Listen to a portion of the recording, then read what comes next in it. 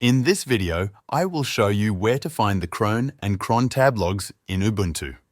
Cron is used to schedule tasks automatically, and it is important to know where to check the logs to make sure everything is working correctly. Let's begin. First, open your terminal.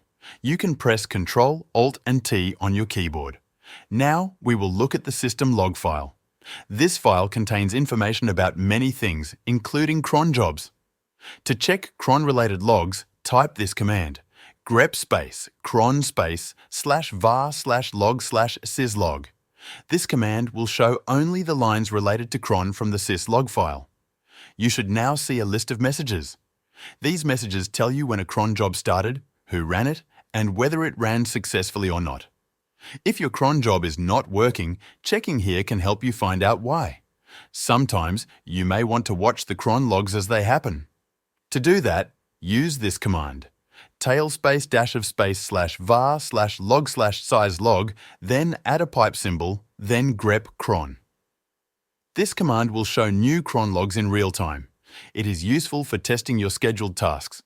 And that's all you need to know.